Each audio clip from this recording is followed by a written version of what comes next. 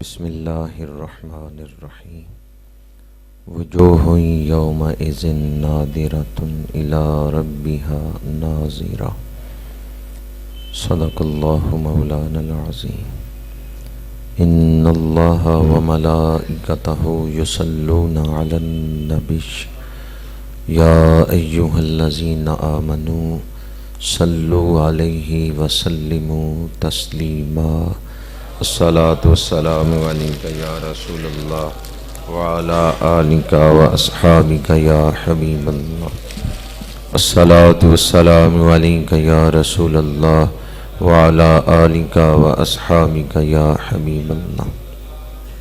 برادران اسلام، اللہ پاک کا شکر ہے جس نے ہمیں جمعۃ المبارک کی برکتوں اور رحمتوں سے مستفید ہونے کا یہ موقع عطا فرمایا ہے۔ دعا ہے کہ خالق کائنات آج کے دن نازل ہونے والی رحمتیں ہم سب کو نصیب فرمائے۔ جمعۃ المبارک کے موقع پر میں آپ احباب کے سامنے جس موضوع پر گفتگو کر رہا ہوں وہ ایمان افروز بھی ہے اور دلوں میں شوق لقائے الہی پیدا کرنے والا موضوع ہے۔ چند گھڑیاں دیدار الہی کے موضوع پر گفتگو کروں گا۔ اللہ تعالی حق گوئی کی توفیق عطا فرمائے۔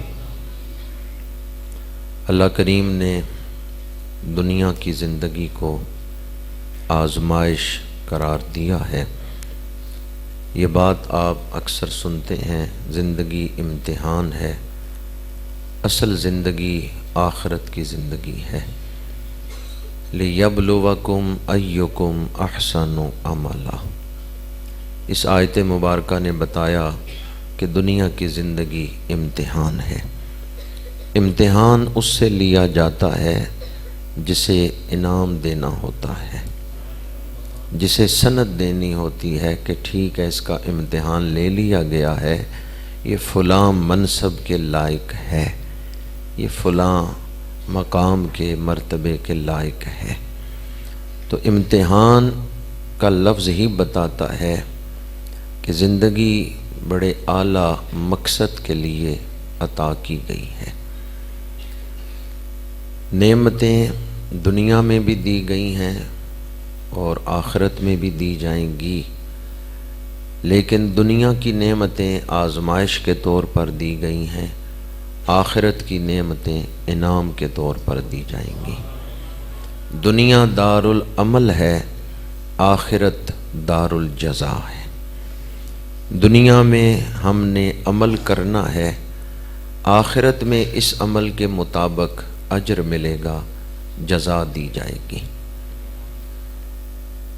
آخرت کے جو انعامات ہیں وہ انعام کے طور پر ہوں گے، تو ان کے ساتھ آزمائش کا تعلق نہیں ہے، یعنی وہ بطور آزمائش نہیں دیے جا رہے۔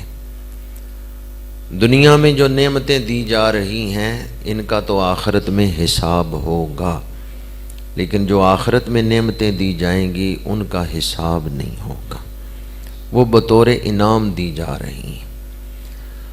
اور دوسرا بہت بڑا فرق دنیا اور آخرت کی نعمتوں میں،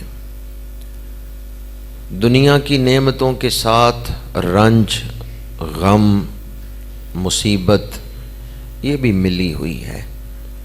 دنیا میں کسی کے پاس دولت ہے، ساتھ بیماری بھی ہے، ساتھ کوئی رنج بھی ہے، تکلیف بھی ہے، لیکن جنت میں رنج نہیں ہوگا، غم نہیں ہوگا، کوئی دکھ نہیں ہوگا۔ تو جہاں نعمتیں ہوں اور صرف خوشی ہو، کوئی غم نہ ہو، اصل نعمتوں کا لطف تو وہاں آئے گا۔ اور تیسرا بہت بڑا فرق یہ بھی ہے کہ دنیا میں 1000 سال تک نعمتیں استعمال کر لیں، آخر ان نعمتوں کو چھوڑ دینا ہے، فنا ہے، لیکن آخرت کی نعمتیں ہمیشہ رہیں گی، لا زوال ہیں، جنت سے نکالا نہیں جائے گا، وہ نعمتیں ہمیشہ قائم رہیں گی۔ تو 2-3 فرق میں نے آپ کے سامنے بیان کیے۔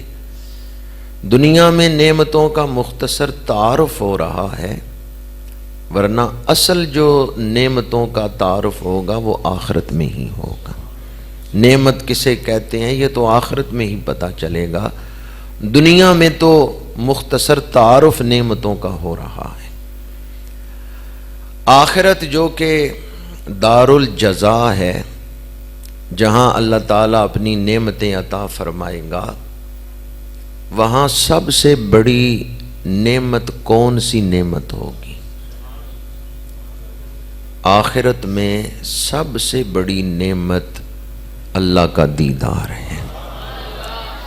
یوں تو جنت کی ہر نعمت ہی شان والی ہے، عزت والی ہے، جنت کی ہر نعمت ہی بڑی خاص ہے، لیکن ان نعمتوں میں جو سب سے بڑی نعمت ہے وہ اپنے رب کا دیدار ہے۔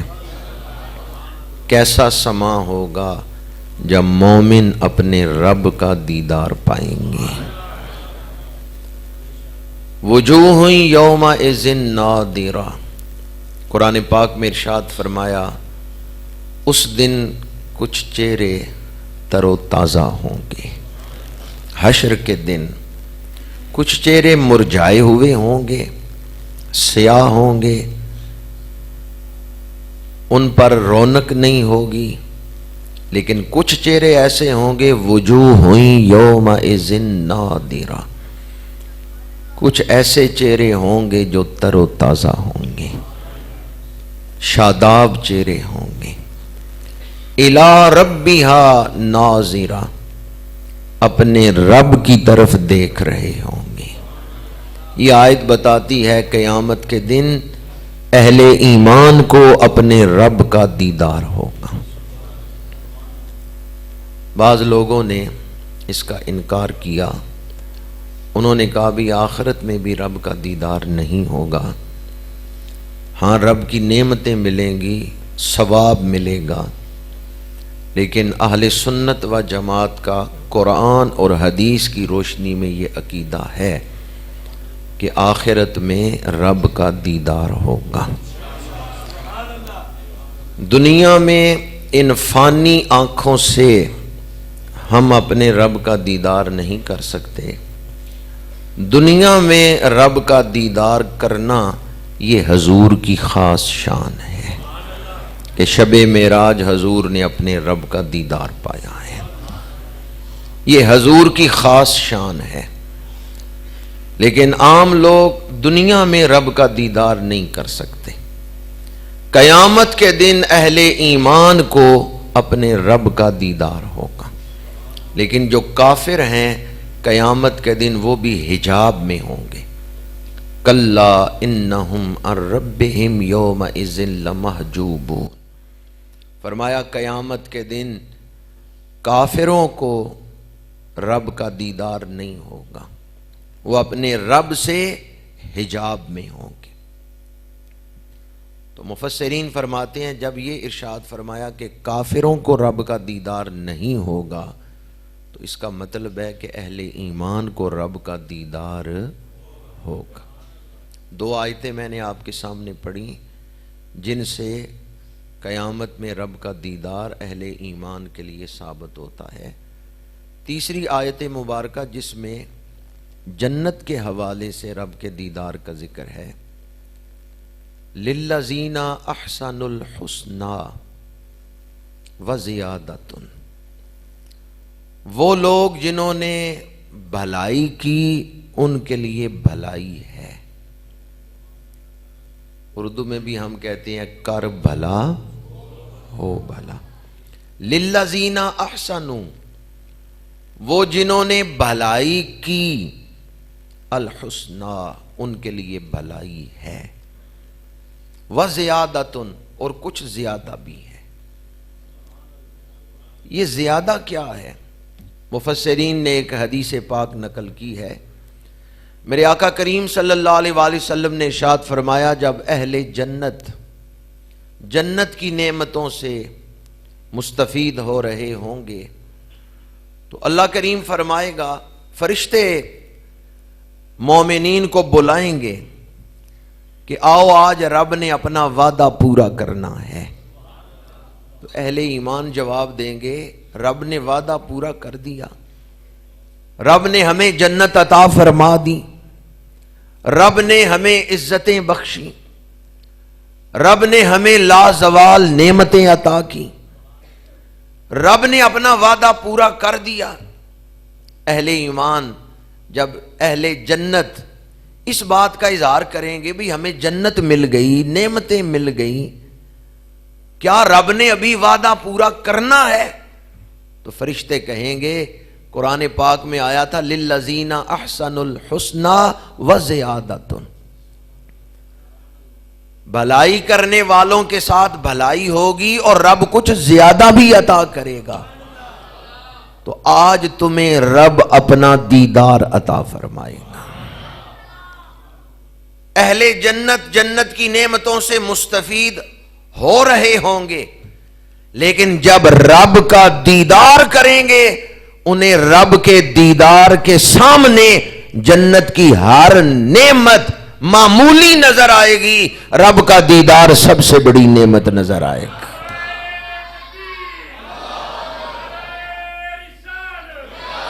جب وہ رب کا دیدار کریں گے انہیں جنت کی ہر نعمت سے بڑھ کے رب کے دیدار میں لذت حاصل ہوگی۔ وہ کہیں گے سب سے بڑی نعمت تو رب کا دیدار ہے۔ تو میں آپ کی خدمت میں عرض کر رہا تھا آخرت میں نعمتیں ملیں گی، پر سب سے بڑی نعمت کون سی ہے؟ 3 آیات میں نے آپ کے سامنے پڑھی جن سے مفسرین نے قیامت میں اور جنت میں رب کا دیدار ثابت کیا ہے۔ ایک حدیث مبارکہ ہے کہ اہل جنت کے سامنے دسترخوان رکھ دیے گئے، ان پر کھانے چن دیے گئے، کچھ ایسے ہوں گے جو ان کھانوں کی طرف توجہ نہیں کریں گے، تو اللہ تعالیٰ فرمائے گا فرشتوں ان سے پوچھو یہ جنت کی نعمتیں کیوں نہیں استعمال کر رہے؟ تو وہ اہل جنت اہل ایمان عرض کریں گے پروردگار ہم نے دنیا میں کھانا پینا چھوڑا، روزے رکھے تیرے دیدار کے لیے۔ اللہ کریم فرمائے گا فرشتوں یہ اپنے دعوے میں سچے ہیں،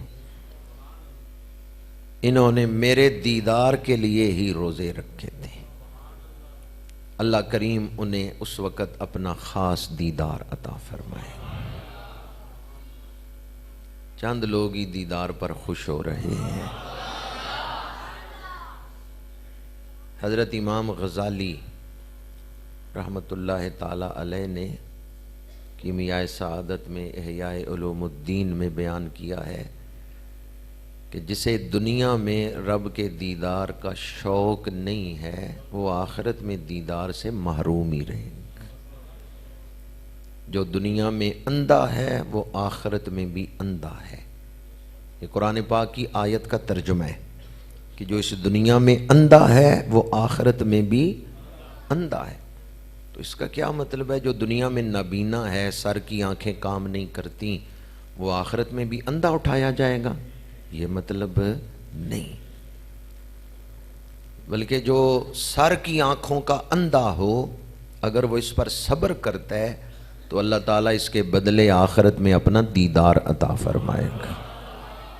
تو یہ سر کی آنکھوں کا اندھا ہونا اس کا مطلب یہ نہیں کہ بندہ آخرت میں اندھا ہوگا۔ اس مصیبت پہ اس نے صبر کیا، اس بیماری پہ، اس تکلیف پہ صبر کیا، اللہ آخرت میں دیدار عطا کرے گا، آنکھیں عطا کرے گا۔ پھر اس کا مطلب کیا ہے کہ جو دنیا میں اندھا ہے وہ آخرت میں بھی اندھا ہے؟ جس کا دل اندھا ہے، جس کے دل میں شوق لقائے الہی نہیں ہے۔ 4 صدی ہجری کے بزرگ ہیں محمد بن حسین آجری، انہوں نے کتاب الشریعہ میں اہل سنت کا یہ عقیدہ بیان کیا ہے، جنت میں رب مومنین کو دیدار بھی عطا کرے گا، ان سے کلام بھی فرمائے گا۔ رب اہل جنت سے کلام فرمائے گا، رب فرمائے گا میرے بندے میں نے تجھ پر فلاں مصیبت ڈالی، تو نے صبر کیا تھا، فلاں دن تیرے دل میں یہ خیال آیا تھا، کوئی نہیں جانتا تھا میں جانتا ہوں۔ جنت میں رب سے کلام بھی ہوگا۔ حضرت محمد بن حسین آجری انہوں نے الشریعہ کے اندر لکھا ہے یکلمہم و یکلمونہ، رب اپنے بندوں سے کلام کرے گا، بندے رب سے کلام فرمائیں گے۔ اور بخاری شریف میں اس پر حدیث پاک بھی موجود ہے، اہل جنت سے رب کلام کرے گا۔ آج کوئی تکلیف آئے نا، مصیبت آئے، تو جو حدیث میں ابھی بیان کر رہا ہوں اس کو یاد رکھیں، اس مصیبت پر، اس تکلیف پر رد عمل دیتے ہوئے جنت میں رب کے ساتھ جو مومنین کا کلام ہوگا اسے ذہن میں لائیں تو دل میں ایک ٹھنڈک پہنچے گی۔ رب اہل ایمان سے فرمائے گا میں نے تمہیں فلاں تکلیف میں ڈالا، تم نے میری رضا کے لیے اس تکلیف کو برداشت کیا۔ رب مومنین کی تعریف کرے گا، دنیا کے اعمال میں انہوں نے رب کے لیے جو عمل کیے ہیں، رب جنت میں ان کے سامنے بطور تعریف ان کی تحسین کرتے ہوئے فرمائے گا تم نے میرے لیے یہ کام کیا، تم نے میرے لیے یہ کام کیا، تم نے میرے لیے مال خرچ کیا، تم نے میرے لیے شب بیداریاں کی، تم نے میری رضا کے لیے سفر کیا، آج میں تمہیں اپنا دیدار عطا کرتا ہوں۔ بندہ عرض کرے گا، مومن عرض کرے گا یا اللہ میں نے جو کچھ بھی کیا تیری توفیق سے ہی کیا۔ یہاں یہ بات بھی یاد رکھیں، بڑی قابل توجہ بات ہے، چونکہ موضوع دیدار کا ہے اور محبت کا ہے تو بے ربط باتیں بھی ہو سکتی ہیں، اس لیے توجہ رکھیں گے تو بات سمجھ آئے گی۔ اللہ تعالیٰ جو دیدار عطا فرمائے گا نا تو پہلے دیدار کی صلاحیت عطا فرمائے گا، پھر دیدار عطا فرمائے گا۔ اس موجودہ کیفیت کے ساتھ نہیں دیدار ہوگا، رب دیدار کی طاقت عطا فرمائے گا اور دیدار کے آداب بھی عطا فرمائے گا۔ میں عرض کر رہا تھا کہ بندہ عرض کرے گا یا اللہ، اللہ تعریف کر رہے تو نے میرے لیے صبر کیا، تو نے میرے لیے سفر کیا، تو نے میرے لیے شب بیداری کی۔ بندہ عرض کرے گا یا اللہ جو کیا تیری توفیق سے کیا۔ یہ ادب پہلے اس کے دل میں ڈال دیا گیا ہے، جمال خداوندی کی کوئی توہین نہیں کر سکتا۔ جب جمال خداوندی بے نقاب ہوگا تو انہی کے سامنے بے نقاب ہوگا جنہیں دیکھنے کی صلاحیت بھی دی گئی ہے اور ساتھ آداب بھی عطا کیے گئے ہیں۔ دیکھنے کی صلاحیت بھی دی جائے گی اور دیکھنے کے آداب بھی عطا کیے جائیں گے۔ دھوپ میں تو آپ نہیں بیٹھے ہوئے لیکن لگ ایسے رہے جیسے شاید دیدار کے نشے میں چور ہیں۔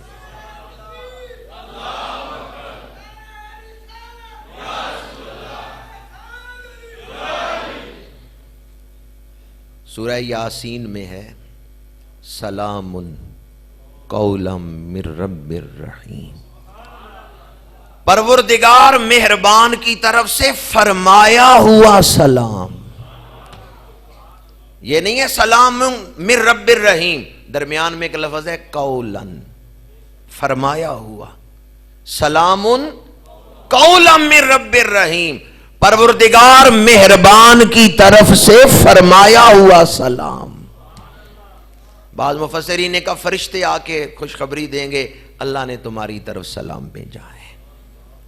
بالواسطہ اور بلا واسطہ دونوں طرح رب سلام عطا فرمائے گا۔ کبھی فرشتے آ کے اہل جنت سے کہیں گے کہ پروردگار مہربان نے تمہاری طرف سلام بھیجا ہے، تم پر سلامتیاں ہیں رب کی۔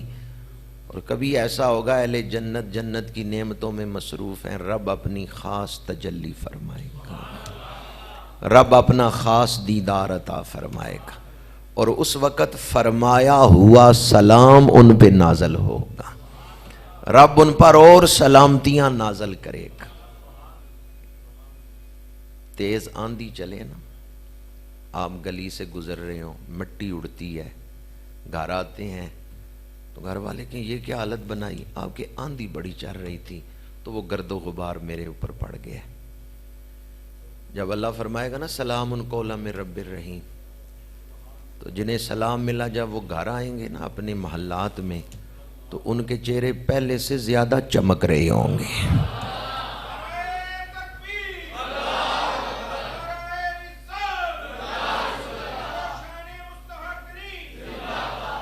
گھر والے کہیں گے آپ تو پہلے سے بھی زیادہ سونے ہو گئے، جنتی کہیں گے رب کا سلام بھی لے کے آئے ہیں۔ یہ حسن اس وجہ سے ہے کہ رب نے سلام بھیجا ہے، سلام قولا من رب الرحیم۔ رب دیدار بھی عطا فرمائے گا، رب سلام بھی عطا فرمائے گا، رب کلام بھی فرمائے گا۔ اہل جنت کے لیے جو سب سے بڑی نعمت ہے، رب اپنا دیدار بھی عطا فرمائے گا، رب سلام بھی عطا فرمائے گا، رب کلام بھی فرمائے گا۔ اس کے لیے دنیا کی زندگی میں ہمیں کیا کرنا چاہیے کہ ہم بھی ان خوش نصیبوں میں شامل ہوں۔ میرے آقا کریم صلی اللہ علیہ وآلہ وسلم نے ایک دعا سکھائی ہے، دعا طویل ہے، میں اس کا صرف ایک حصہ آپ کے سامنے پڑھ رہا ہوں۔ وَأَسْأَلُكَ لَذَّةَ النَّظْرِ إِلَيْكَ وَالشَّوْقَ إِلَىٰ لِقَائِكَ۔ میرے آقا کریم نے دعا سکھائی ہے، رب سے یہ مانگو اسألک لذۃ النظر الیک، تیرے دیدار کے وقت نظر کو جو لذت حاصل ہوگی میں اس کا تجھ سے سوال کرتا ہوں۔ اور اگلے الفاظ بڑے قابل غور ہیں، وَالشَّوْقَ إِلَىٰ لِقَائِكَ، پروردگار میرے دل میں اپنی ملاقات کا شوق پیدا فرما دے۔ بعض لوگ کہتے ہیں میرے دل میں تو یہ کیفیت نہیں ہے، تو رب سے مانگیں، حضور نے مانگنا سکھایا ہے۔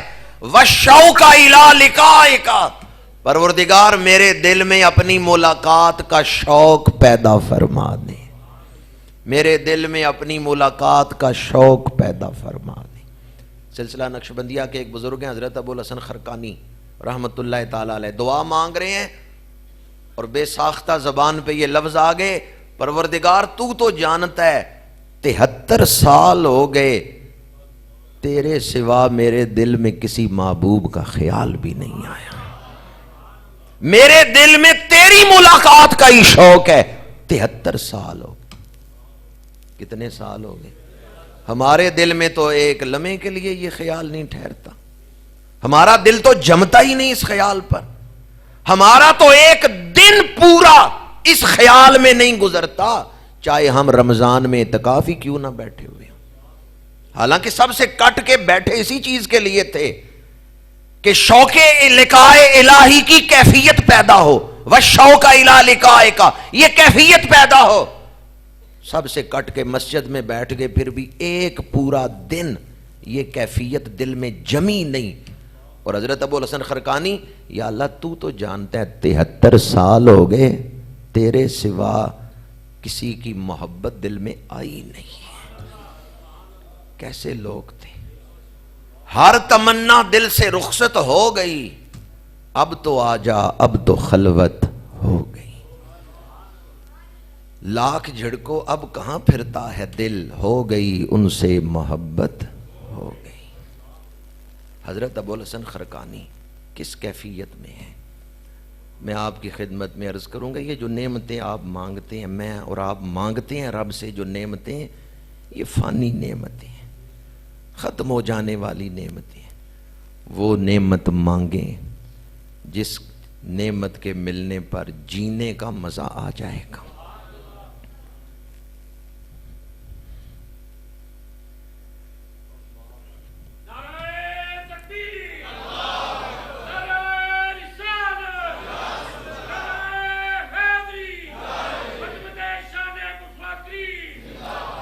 میرے آقا کریم نے ارشاد فرمایا قیامت کے دن اللہ تعالیٰ اہل ایمان کے لیے تجلی فرمائے گا، انہیں اپنا دیدار عطا فرمائے گا، لیکن عام تجلی ہوگی، ابو بکر کے لیے خاص تجلی۔ شارحین لکھتے ہیں اس کی وجہ کیا ہے؟ اس کی ایک وجہ یہ ہے سیدنا صدیق اکبر کے دل میں رب کی ملاقات کا شوق بڑا اعلیٰ.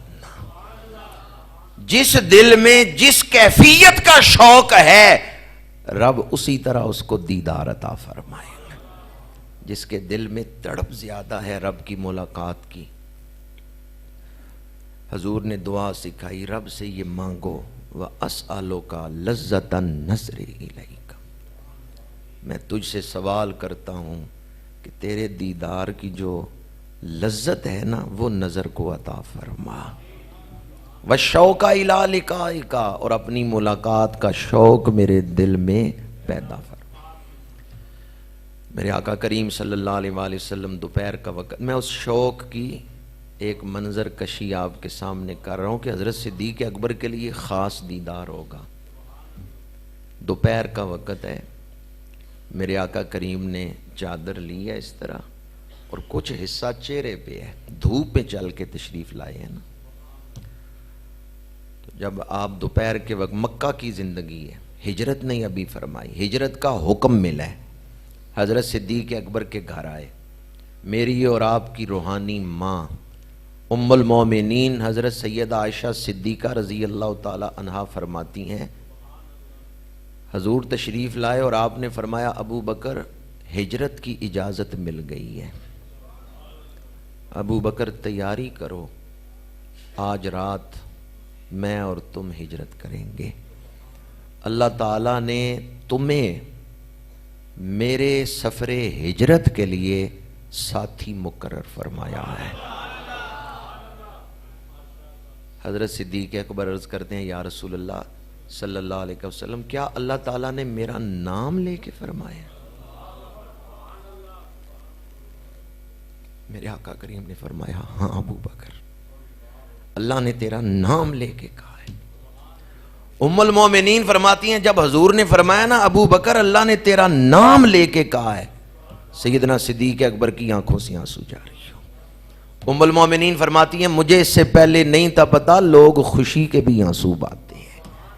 جب میں نے دیکھا میرے ابا جان اس خوشی سے رو رہے ہیں، رب نے میرا نام لے کے کہا ہے، رب نے میرا نام لے کے کہا ہے، آنکھوں سے اشکوں کی برسات لگ گئی. میرے آقا کریم نے فرمایا حشر میں رب ابو بکر کے لیے خاص تجلی فرمائے گا. ان کے دل میں رب کا پیار اعلیٰ درجے کا ہے، ان کے دل میں اخلاص اعلیٰ درجے کا ہے. حضرت ابی بن کعب رضی اللہ تعالیٰ عنہ حضور کی بارگاہ میں حاضر ہے. میرے آقا کریم نے فرمایا ابی، اللہ کریم نے مجھے فرمایا ہے ابی بن کعب سے قرآن سنو. قرآن حضور کے سینہ پاک پہ نازل، حضور نے انہیں عطا فرمایا ہے. ابی بن کعب عرض کرتے ہیں یا رسول اللہ کیا میرا نام لے کے فرمایا ہے؟ میرے آقا کریم نے فرمایا ہاں ابی، اللہ نے تیرا نام لے کے فرمایا. حضرت ابی بن کعب پہ اشکوں کی برسات، رب نے میرا نام لے کے فرمایا ہے کہ ابی سے قرآن سنو. وہ کیسی ہستیاں تھیں، ان کے جسم دنیا میں رہتے تھے لیکن ان کے دل آخرت میں رہتے. وَالشَّوْقَ إِلَىٰ لِقَائِكَ، میں تجھ سے مانگتا ہوں کہ میرے دل میں اپنی ملاقات کا شوق پیدا فرما دے. تڑپنے پھڑکنے کی توفیق دے، دل مرتضیٰ سوز صدیق دے. تو پہلی چیز جو میں نے آپ کی خدمت میں عرض کی ہے، رب کی ملاقات کا شوق، اس کا سوال کریں، رب سے یہ چیز مانگیں کہ دل کو یہ چیز عطا کر دی جائے. جس دل میں رب کی محبت نہیں، رب کے رسول کی محبت نہیں ہے، وہ دل ہے ہی نہیں، وہ تو مردہ خواہشات کا قبرستان ہے. دل وہ ہے جس میں رب کی معرفت ہے، رب کا پیار ہے اور رسول اللہ کا عشق ہے، حضور کی محبت ہے. دوسری چیز دیدار الہی کے لیے وظیفہ.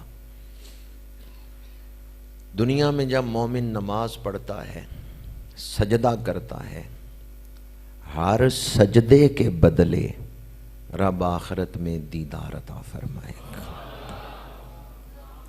دنیا میں کسی جگہ نماز پڑھیں، ہر سجدے کے بدلے، ایک سجدے کے بدلے ایک دفعہ رب کا دیدار ہوگا، لیکن مسجد حرام میں کعبہ شریف کے سامنے نماز پڑھیں، ایک سجدے کے بدلے حشر میں جنت میں رب 25,000 مرتبہ اپنا دیدار عطا فرمائے گا۔ ایک حدیث پاک میں ہے، میرے آقا کریم نے فرمایا فجر اور عصر کی نماز، ان کی خاص حفاظت کرو، یہ دیدار خداوندی کے لیے خاص طاقت روح میں پیدا کر دیتی ہے۔ مطلقاً ہر نماز یہ رب سے ملاقات ہے۔ دنیا میں یہ جو آپ نماز پڑھ رہے ہیں نا، یہ آپ دربار خداوندی میں ہی کھڑے ہیں، اور ہر سجدے کے بدلے جنت میں رب دیدار عطا فرمائے گا۔ لیکن فجر اور عصر، روزانہ فجر اور عصر جو ہے یہ شان والی ہیں رب کے دیدار کے حوالے سے، اور جمعے کی نماز، جنت میں جمعہ المبارک کا دن ہے یوم المزید، وہی جو آیت میں پہلے آپ کو سنا رہا تھا، للذین احسنوا الحسنی وزیادۃ، کر بھلا ہو بھلا، جنہوں نے بھلائی کی ان کے ساتھ بھلائی ہوگی، انہیں نعمتیں ملیں گی، جنت ملے گی، وزیادۃ، اور رب کچھ زیادہ بھی عطا فرمائے گا۔ یہاں یہ بات یاد رکھیں، کیونکہ میں اعمال بیان کر رہا ہوں، رب یہ جو دیدار عطا کرے گا نا، یہ اس کا خاص فضل ہوگا۔ وظیفے میں ضرور عرض کر رہا ہوں یہ کریں، لیکن اس سے مراد ہے دل میں شوق پیدا ہو، روح میں ایک طاقت آ جائے۔ دیدار عطا کرنا یہ محض رب کا فضل ہے، یہ صرف اس کی خاص عطا ہے، ورنہ ہم اپنے اعمال سے اس کے مستحق نہیں بن جاتے کہ ضرور رب دیدار عطا کرے، یہ رب کا کرم ہے۔ وزیادت ان کے لفظ سے ہی میں یہ بات آپ کے سامنے بیان کر رہا ہوں، یہ اللہ تعالیٰ کا احسان ہوگا، یہ اللہ کا فضل ہوگا کہ وہ اپنے عشاق کو اپنا دیدار عطا فرمائے گا۔ جو بھی مومن ہے کسی نہ کسی درجے میں اس کے دل کے اندر رب کی محبت موجود ہے۔ جو بھی مومن ہے، جس نے بھی کلمہ پڑھا ہے نا، لا الہ الا اللہ محمد الرسول اللہ صلی اللہ علیہ وآلہ وسلم، اس کے دل میں محبت ضرور موجود ہے۔ تیسری بار کہہ رہا ہوں، جو بھی مومن ہے کسی نہ کسی درجے میں اس کے دل کے اندر رب کی محبت موجود ہے۔ یہ الگ بات ہے جذبہ سویا ہوا ہو، اسے بیدار کرنے کی ضرورت ہو۔ پتھر کے اندر آگ موجود ہوتی ہے، لیکن جب دو پتھر زور سے رگڑے نا تو شعلہ نکلتا ہے۔ آج کل تو ماچس سے پہلے جنگلوں میں پتھر رگڑ کے بھی آگ لگا لیتے تھے، وہ پتھر کے اندر آگ چھپی ہوئی ہے، لیکن جب اس کو رگڑ لگی نا، یا پھر یوں کہہ لیں یہ دیا سلائی جو ماچس ہے، تیلی کے کنارے پر مسالہ لگا ہوا ہے، آگ نظر آتی ہے، لیکن جب رگڑ کھاتی ہے تو آگ نکل آتی ہے، شعلہ اٹھتا ہے۔ بلال حبشی کے دل میں خالق کی محبت موجود ہے، پر جب نگاہ مصطفیٰ کی رگڑ لگی ہے،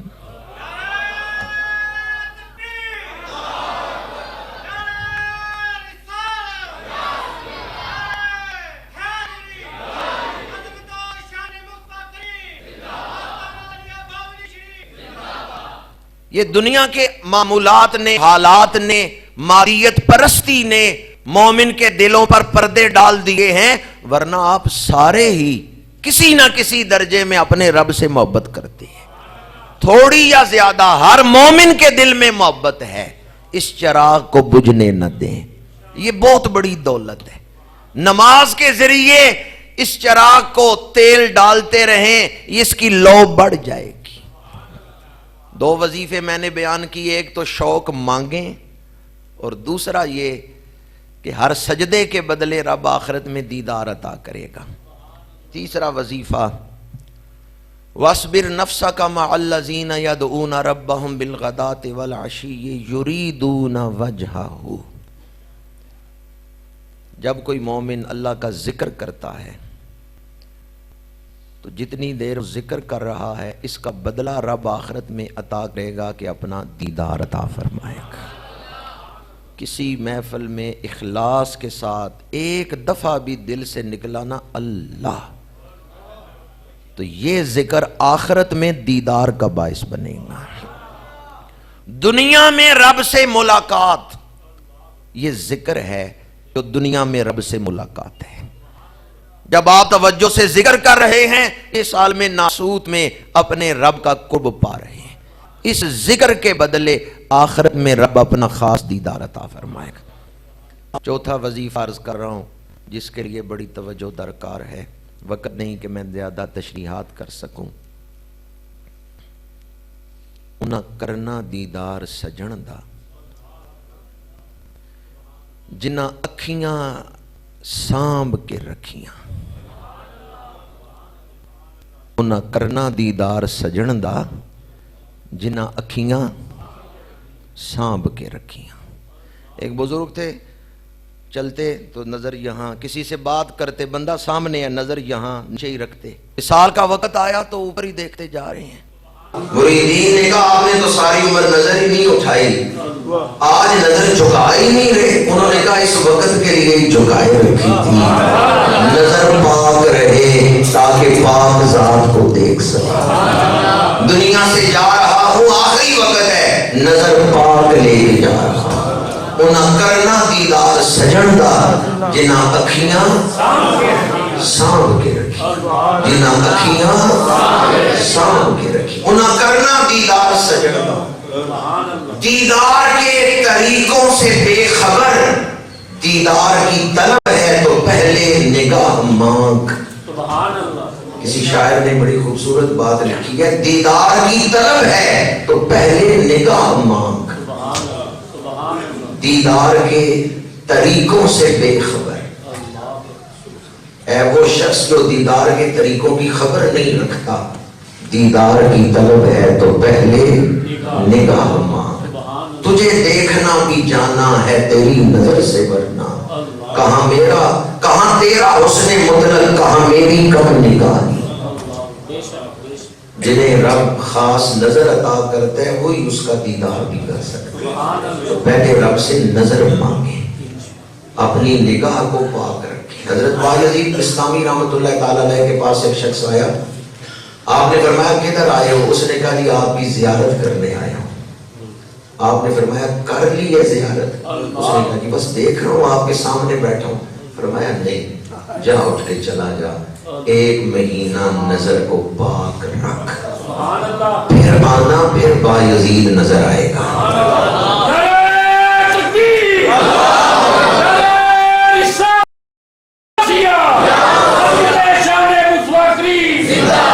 حضرت بایزید بستامی رحمۃ اللہ تعالیٰ نے فرمایا تو نہیں دیکھ سکتا مجھے، تو میلی ناپاک نظر لے کے آیا ہے، جا اٹھ کے چلا جا، ایک مہینہ نظر کی حفاظت کر، پھر آنا میری محفل میں، پھر تجھے نظر آئے گا بایزید کون ہے۔ انہاں کرنا دیدار سجن دا جنہاں اکھیاں سامنے رکھی۔ حضرت خواجہ فرید الدین عطار رحمۃ اللہ تعالیٰ علیہ نے لکھا ہے، ایک قافلے میں خیمے لگائے گئے، قافلہ ٹھہرا،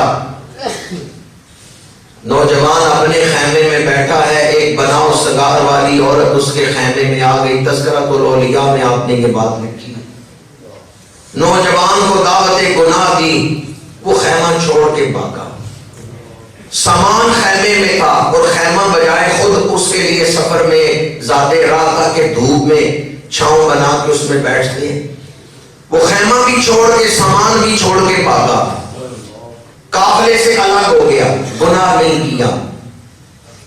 رات کا وقت آیا، پہاڑ پہ تنہا بیٹھا ہے، سوچتا ہے کوئی آگے مجھے نقصان ہی نہ پہنچائے، کوئی درندہ یا کوئی ڈاکو، اور دل میں شکر بھی کر رہے چلو شکر ہے سامان تو چلا گیا ہے پر ایمان تو بچ گیا ہے۔ اس نے سامان کی فکر نہیں کی، کس کی فکر کی؟ ایمان کی۔ پہاڑ پہ بیٹھا یہی سوچ رہا ہے، اونگ آ گئی، خواب میں ایک بڑی خوبصورت ہستی تشریف لائی۔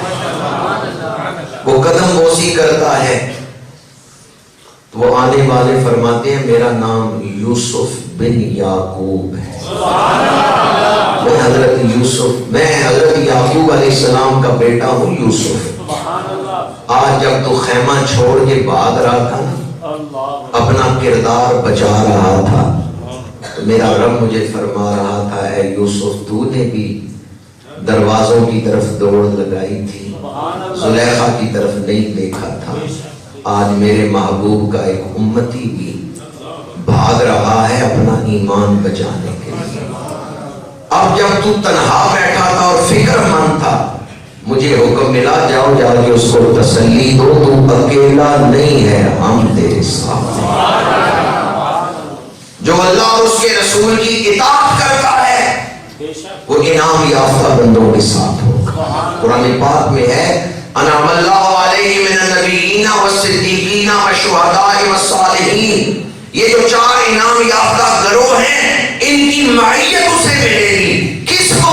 جو اللہ اور اس کے رسول کی اطاعت کرتا ہے۔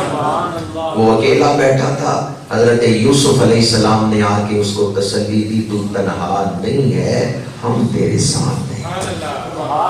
گناہ کر لیں گے نفس کو تھوڑی سی لذت ملے گی، پر ان پاک ہستیوں کے قرب اور معیت سے محروم ہو جائیں گے۔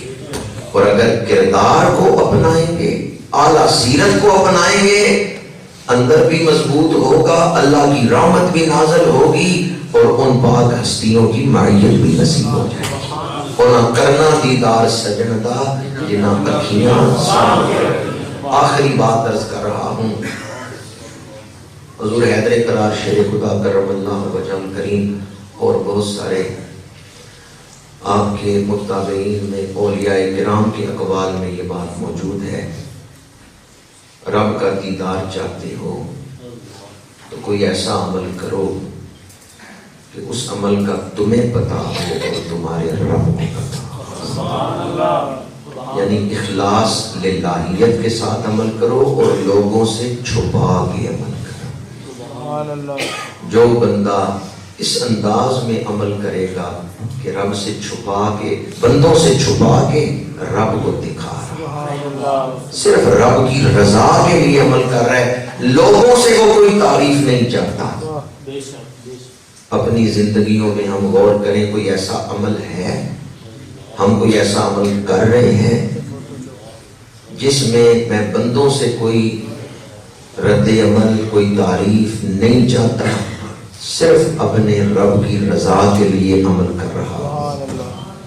تہجد کی جو نماز ہے وہ اس حوالے سے بڑی اہم ہے، بڑی فضیلت والی نماز ہے، کیونکہ بالعموم اس وقت لوگ غفلت میں ہوتے ہیں، کوئی عاشق ہی اٹھتا ہے، رات پڑے تے بے دردانو نیند پیاری آوے، درد مندانو یاد سجن دی ستیاں آن چڑھاوے، والذین یبیتون لربہم سجدا وقیاما۔ میں نے آپ کے سامنے چند ایک وظائف بیان کیے دیدار الہی کا شوق پیدا کرنے کے لیے۔ فتنوں کے اس دور میں وہ آدمی بڑا خوش نصیب ہے جس نے اپنی تخلیق کے مقصد پر نظر رکھی کہ میری تخلیق کا مقصد کیا ہے۔ الحمدللہ ہم سارے اہل ایمان بیٹھے ہوئے ہیں اور ایمان کی معراج ہے اللہ سے ملاقات کا شوق، یہ ایمان کی معراج ہے۔ اللہ تعالیٰ فتنوں کے اس دور میں ہمیں سلف صالحین کے نقش قدم پر چلنے کی توفیق عطا فرمائے۔ ہمارے دلوں پہ جو گناہوں کے داغ لگے ہوئے ہیں اللہ اپنے فضل سے انہیں مٹا دے، اور ہمارے دلوں میں اللہ تعالیٰ وہ صلاحیت، وہ استعداد پیدا کر دے کہ ہمارے دل اپنے خالق و مالک کی محبت میں تڑپے۔ اللہ تعالیٰ ہمیں فکر آخرت عطا فرمائے۔ لوئے لوئے پر میں کڑیے جے دل پانڈا کرنا، شام تیری دل شام محمد کر جاندی نے ڈرنا۔ وآخر دعوانا